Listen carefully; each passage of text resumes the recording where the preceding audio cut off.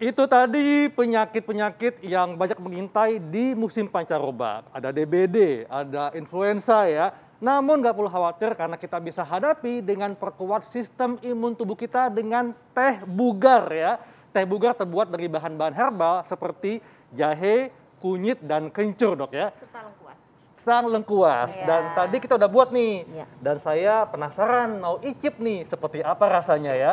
Ya, boleh Baunya pakai gimana madu. dok? Oke, ini wanginya wangi rempah ya, khas Indonesia. Oke, tapi ini boleh ditambah madu juga ya dok Boleh, ya? Nah, setelah dingin betul. kita tambahkan madu karena madu enzimatik ya, jadi nggak Betul. boleh suhu panas. Ya. Kita coba tambahkan madu secukupnya, jangan terlalu panas juga. Saya coba ya, Oke. pemirsa. Kayak apa rasanya nih ya? Bismillahirrahmanirrahim. Iya, sangat berkhasiat nih Dokter Anissa, Oke, karena nah, ada Dok. gingerolnya juga. Nah ini kan dokter Haikal udah nyobain nih. Iya. Gimana nih rasanya Wah, dokter Haikal? rasanya penuh kehangatan. Wah, penuh kehangatan ya dok ya. Tapi bener Hangat banget. juga ya. Iya, karena ada jahenya kan. Jahe, lengkuas, Ada lengkuasnya, ya, kemudian kencur. jadi ada rasa pedesnya juga, Pedes, ya. ada rasa manisnya, Ya, dan kayu pastinya manis. memberikan kehangatan, melegakan ya Iya. tubuh Oke. kita. Wah, Oke. luar biasa nih. Nah dok, ini Ya. kan udah dibikin nih dok ya. Ya. Ini bagus banget untuk meningkatkan imunitas kita. Betul. Tapi bisa dikonsumsi berapa kali sehari dok? Cukup sekali saja Oh, kalau sekali untuk saja. pencegahan, Ya. ya. Nanti kita bisa sampling dengan yang wedang yang lain. Jadi kalau ini teh bugar ya, bahan itu kan bahan yang ada di dapur kita. Jadi dia sehari-hari dikenal sebagai pangan fungsional sehingga Ya. range keamanannya juga lebar. Kita padukan dengan nanti yang resep yang kedua ini ada wedang rempah. Oh, Yang serba daun-daun Oke. ya. Ini serba daun-daun ya dok Ya. ya. Kalau yang tadi kan minumannya terbuat dari bahan rimpang dok ya. Ya, rimpang. Nah ini kita akan buat minuman herbal dari bahan daun-daunan ya. Ya. Ada daun apa saja dok nih? Ya, yang pertama ada jahe, tetap kita manfaatkan Ya. jahe karena sebenarnya Oke. jadi imunomodulator yang banyak dipakai, apalagi masa COVID-19 ini Ya. sebenarnya ada 3. Salah satunya jahe, habatus Betul. sauda atau jintan hitam, Ya. dan juga ini probiotik ya. Probiotik. Ya, jangan lupa probiotik karena our gut is our second brain. Wah, Nah, kalau betul, betul, pencernaan kita sehat, maka seluruh tubuh kita Iya. akan sehat karena ujung-ujungnya imunitas itu adalah di pencernaan juga. Ya. Oke, jadi setelah itu kita buat resep yang kedua. Ini ada resep Ya. yang kedua ini namanya wedang rempah ya. Oke. Wedang rempah ya. ini jahe sama karena mengandung gingerol, ini menghangatkan juga. Ya. Ya, Ini- satu ruas dok. Enggak, kalau ini bikinnya bisa untuk serumah nih wedang rempah ini, Dokter Nisa. Kalau tadi cuma satu porsi, ini pakai 2 liter air boleh. Oke. Jadi kalau di dalam 2 liter air bisa ambil 6 sampai 7 ruas jahenya. Oh. Sama seperti tadi, kita cuci bersih. Kalau bisa tanpa dikupas karena dia bioaktif komponnya ada di bawah kulit. Ya. Dikeprek saja, masukkan 6 sampai 7 ruas. Kemudian serba daun-daun nih. Oke. Ada jeruk purut, kita ambil daunnya ya. daun jeruk purut ya. Jeruk purut ini ternyata berkhasiat sekali. Dari praklinisnya juga sudah teruji ya. Betul. Jadi dia bisa mencegah virus secara praklinis. Nah. Nah, secara klinisnya juga bisa Iya. sih sebenarnya. Kalau iya. kalau daun ini memang gampang kita temukan dok ya. Di dapur nih biasanya bumbu Dapur. masak Dokter Haikal. Oke. Iya. Kemudian kita pakai juga Iya. pandan, daun pandan. Daun pandan ini istimewa sekali ya, pandan wangi. Ini punya keistimewaan, Oke. antioksidannya itu stabil di suhu tinggi, di suhu panas. Oke. Jadi bisa kita rebus Iya. ya. Makanya kalau masak nasi juga bisa kita Betul. campurin. Dok, kalau gitu, kalau misalnya nih ada yang mengatakan bahwa daun sereh dan daun pandan dapat meningkatkan daya tahan tubuh, itu fakta berarti dok ya? Fakta. Fakta ya. Karena secara praklinis juga udah teruji juga. Iya. Kemudian kita ambil serai ya, Symphobogon citratus atau serai dapur 2 batang. Iya. Kemudian kita ambil kayu manis. Kayu manis ya. Ya, kayu manisnya cukup untuk 2 liter air Ya. itu bisa 3 batang. Ya. Kemudian kita rebus seperti tadi.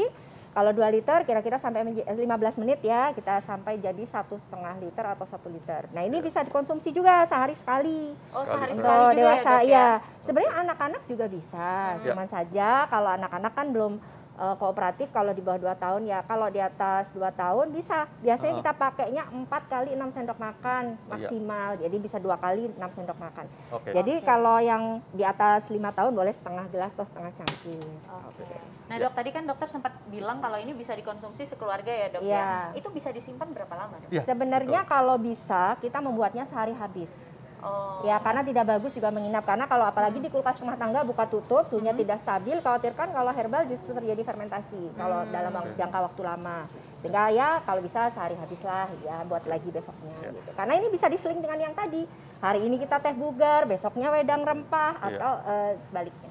Dok, Kalau misalnya dok ya, misalnya nih orang sedang sakit dok ya, Iya. dia mengkonsumsi obat dokter juga. Iya. Apakah boleh dikombinasikan dengan minuman herbal ini dok? Boleh, jaraknya 2-3 jam supaya Iya. tidak terjadi interaksi. Jadi khawatirkan salah satunya menurunkan khasiatnya gitu ya. Lalu apakah ada semacam kehati-hatian, misalnya untuk mereka yang punya gangguan asam lambung, karena ini kan bahannya bahan yang memang bisa pedas dok ya. Iya, Apakah betul. ada warning tertentu dok? Iya, jadi untuk yang dua-duanya kan mengandung jahe. Jadi sebaiknya dikonsumsinya setelah makan. Setelah makan. Ya, karena tidak perut kosong. Karena ya tadi itu dikhawatirkan kalau memang punya gangguan asam lambung dia kambuh. Iya. Dan juga memang pada orang-orang yang sedang kambuh, artinya saat itu sedang serangan, hindari dulu. Oke. Ya, nanti kalau sudah stabil baru dicoba. Nah. Oke. Nah nih dok, ini harus ditunggu juga, nggak langsung diminum ya dok? Jadi didinginkan dulu ya? Didinginkan dulu, seperti tadi yang pertama, kemudian kita tambahkan madu secukupnya. Karena reaksi enzimatik madu kan tidak boleh di suhu panas ya, harus Betul. suam-suam di bawah 40 derajat kalau bisa baru kita minum. Ini udah dok ya? Sudah, ya. Dok. Wangi sekali ya. Nah, apakah ini dapat dikonsumsi oleh ibu hamil dan menyusui? Kalau ibu hamil dan menyusui bisa, tapi jangan terlalu banyak. Karena ini sebenarnya bumbu dapur yang aman, relatif aman. Kecuali tadi yang pertama ada kunyit ya. Jadi untuk ibu hamil trimester pertama sebaiknya juga hati-hati. Tapi tadi dosis kunyitnya juga kecil sih, cuma harus hati-hati. Sebaiknya hindari dulu, ganti aja dengan yang lain. Kan ini ada resep yang kedua. Oke, bagaimana dengan penyakit tertentu dok? Ada yang nggak boleh nggak mengkonsumsi 2 ramuan ini? Sebenarnya relatif aman untuk semua kasus, hanya saja tadi itu, jika ada gangguan lambung atau dia punya penyakit mah yang sedang kambuh, sebaiknya dihindari dulu, tunggu stabil. Dan konsumsinya jangan lupa setelah makan. Setelah makan ya. Dan lifestyle tetap nomor 1 ya dokter Betul. Nisa. Jadi makan gizi seimbang, Tidur olahraga yang cukup. tepat. Iya, oke, dan Iya. kelola stres dengan baik. Nah, benar ini mesti sekali. dicoba nih dok Nisa nih. Iya, Ini penasaran kayaknya nih, dok Dok. Nisa penasaran nih. Dari tadi baunya tuh udah Oke. Iya, karena enak ada daun banget. pandan Iya. ya. Iya. Iya. Oke, mungkin bisa kita tuang dok. Boleh di sini nanti kita tuang. Ini cukup airnya saja dok yang kita. Cukup airnya saja, Oke. kita saring, Iya.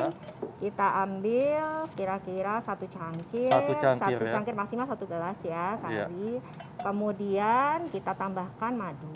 Setelah Oke. itu baru kita konsumsi hangat ya, tidak kalau ditambah madu tidak boleh panas.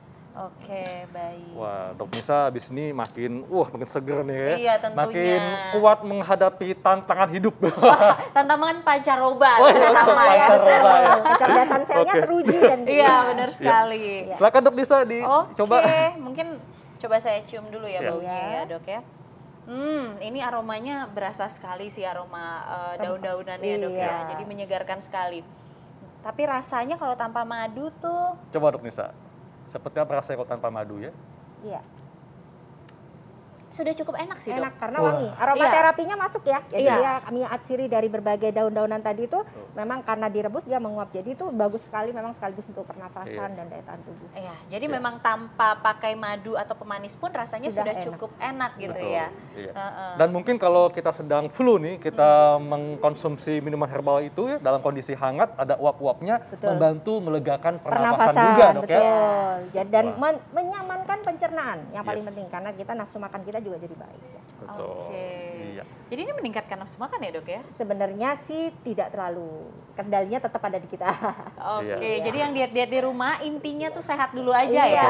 Nggak usah diet-diet dulu, terutama Iya. lagi musim pancaroba seperti ini ya dok ya. Betul, Oke. dan- Baik dok, terima kasih dok untuk racikan herbalnya hari ini. Sama-sama, Luar biasa dan Dokter tentunya Haikal, sangat Dokter Nisa. membantu Terima kita kasih, untuk bisa dokter. menghadapi musim pancaroba. Ya benar banget. Tapi Kak, abis ini setelah kita bahas tentang rempah-rempah, kita akan membahas tentang buah-buahan. Nah ya, katanya ini ada suatu buah yang banyak sekali distigmakan negatif karena bikin gendut. Tapi sebetulnya banyak manfaatnya untuk kesehatan loh. Ya, buah favorit Kakak kan itu ya. Pastinya. Nah kita akan simak sesaat lagi tetap di Hidup Sehat. Sehat.